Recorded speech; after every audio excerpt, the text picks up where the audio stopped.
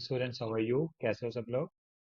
आज का बच्चा जो हमारा बेसिक टॉपिक जो मैंने करना है that is called line spectrum of hydrogen discuss करना है, which is belong to class +1 chapter second that is structure of atom.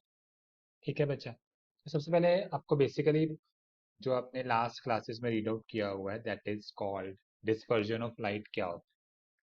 Basic सा आपको फिनोमेना पता है कि जब हम व्हाइट लाइट हम पास कराते हैं फ्रॉम प्रिज्म, ठीक है, then what will happen, then there that light will be split up into 7 colors, split up into 7 colors। ठीक है स्टूडेंट्स, तो 7 रंग आपको डेफिनेटली माइंड में होंगे, that is called VIBGYOR, VIBGYOR। ठीक है बच्चा, तो बेसिकली क्या है कि वो जो आप स्पेक्ट्रम ऑब्जर्व करते हो, जो वायलेट आप पास कराते हो थ्रू प्रिज्म, उस स्पेक्ट्रम में आपको 7 के 7 रंग विजिबल होते हैं। That is why we call it a continuous spectra. हम क्या कहते हैं कि वो क्या है बच्चा, एक कॉन्टिन्यूअस स्पेक्ट्रा है। ठीक है, बट आज जो हमने स्पेक्ट्रा के बारे में रीड आउट करना है, जो अंडरस्टैंडिंग करनी है, that is called absorption spectra include होगा और एमिशन स्पेक्ट्रा भी इंक्लूड होगा। ठीक है, और जो ये स्पेक्ट्रा है दैट स्पेशली जो हमारा एमिशन स्पेक्ट्रा है, ये कॉन्टिन्यूअस भी हो सकता है, it can be discontinuous also, but mainly हम ज्यादा बात जो इस बारे में स्टडी करते हैं कॉन्टिन्यूअस। ठीक है, तो चलिए हम स्टार्ट करते हैं from the basic phenomena, spectrum होता क्या है और स्पेक्ट्रम बनता क्यों है। ठीक है, तो here we discuss whenever an electromagnetic radiations, ठीक है, interact with matter। और मैटर क्या है, मैटर आपके एटम भी हो सकते हैं, मॉलिक्यूल्स भी हो सकते हैं। ठीक है, अब ये जो केसेस हैं ये एनर्जी एब्जॉर्ब करेंगे। ठीक है, जब भी कोई एटम या मॉलिक्यूल्स एनर्जी को एब्जॉर्ब करता है, ठीक है, then it will reaches to a higher energy state. ठीक है, अब हायर एनर्जी स्टेट जो होती है डेफिनेटली उसके लिए क्या होती है बच्चा, that should be unstable state. तो उसने अपनी लोअर स्टेट पे डेफिनेटली वापस आना ही आना है। ठीक है, तो लोअर स्टेट पे जब वो वापस आएगा, ठीक है, तो जितनी भी एनर्जी उसने एमिट एब्जॉर्ब की होगी फर्स्ट केस में, ठीक है, जब जितनी भी एनर्जी वो एब्जॉर्ब करेगा तो वापस आते समय उसने उतनी ही एनर्जी क्या करनी बच्चा, एमिट भी करनी। तो इट इज कॉल्ड बेसिकली क्या कहते हैं, by that is by emitting radiations and this continuous, this constitutes various region of the electromagnetic spectra. कुछ एक रीजन को हम बेसिकली व्यू भी कर सकते हैं बाय नेक्ड आई। ठीक है बच्चा, तो इस तरह के हमारे पास क्या बनते हैं स्पेक्ट्रा। बेसिक कंडीशन क्या है कि वो एनर्जी एब्जॉर्ब करके अपने लोअर टू हायर लेवल पे जाएगा, हायर लेवल उसके लिए अनस्टेबल होगा तो उसने लोअर लेवल पे डेफिनेटली वापस आना ही है। ठीक है स्टूडेंट्स, उसकी वजह से क्या बनती है सारे स्पेक्ट्रा। जैसे मैंने पहले बताया, जब हम प्रिज्म में व्हाइट लाइट पास कराते हैं, it will give us a 7 colour. वैसे ही हम white light we can pass on atom, hydrogen का एटम भी हो सकता है, सोडियम, लेकिन कोई भी एटम हो सकता है, उससे हम लाइट पास करा सकते हैं। और वो हम चेक करना है बेसिकली कि वो उस लाइट को कितने कलर्स में डिवाइड करके देता है। क्या वो 7 कलर शो करता है? अगर तो 7 के 7 उसमें शो कर दी, it will be a spectra called continuous spectra. ठीक है स्टूडेंट्स, तो चलिए हम ऑब्जर्व करते हैं।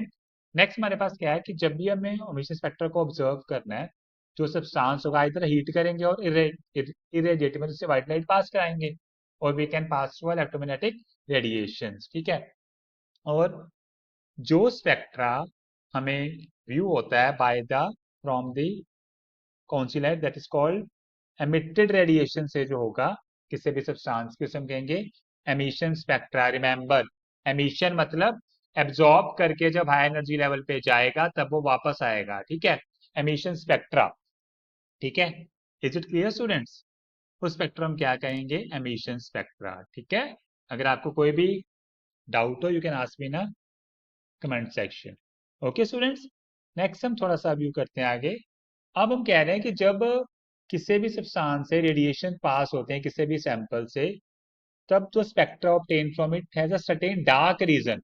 डार्क मतलब क्या, उसमें let it be white light थी, व्हाइट लाइट में 7 कलर थे। सपोज करो किसी कोई कोई एटम बी था, उसने रेड कलर एब्जॉर्ब कर लिया, तो जो जो उसने रेड, जहां पे रेड कलर आना था स्पेक्ट्रम में, उस जगह पे क्या आएगा, ब्लैक लाइन आ जाएगी।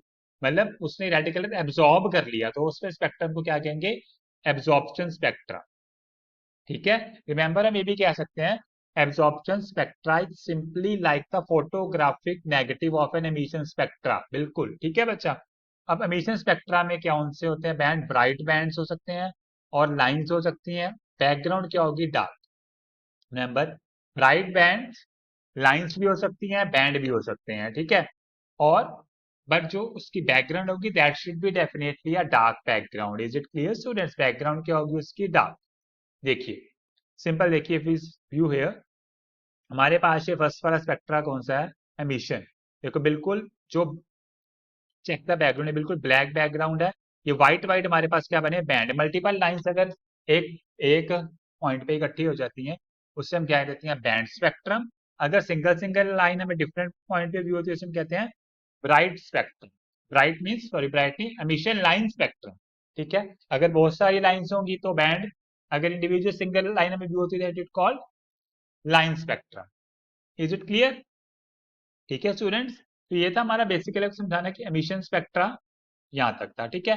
अब अगर हम एब्जॉर्प्शन की बात करें, देखिए बैकग्राउंड क्या है बच्चा? ब्राइट, और जो जो कलर उसने एब्जॉर्ब किया वहां पे क्या आ जाएगी? Black line. जैसे मैंने पहले को बताया कि अगर कोई एटम कलर एब्जॉर्ब करता है रेड, तो वहां पे रेड वाले स्लॉट की जगह, रेड कलर की जगह वहां पे क्या आ जाएगी? डार्क लाइन आ जाएगी, ठीक है बच्चा।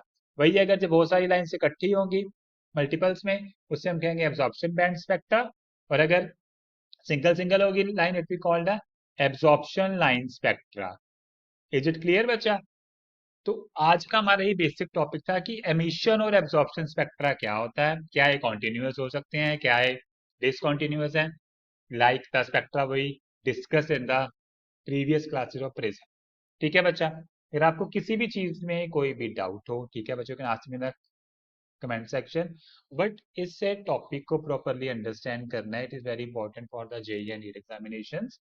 ठीक है स्टूडेंट्स, अब हम मिलेंगे अपनी नेक्स्ट वीडियो के साथ। बेसिकली हम इसी पार्ट को नेक्स्ट वीडियो में क्या करेंगे? कंटिन्यू करेंगे, थोड़ा स्पेक्ट्रम डिस्कस करेंगे हाइड्रोजन का भी, ठीक है स्टूडेंट्स। और इनमें दोनों स्पेक्ट्रम में properly we discuss the difference also. Okay students, bye bye, thank you.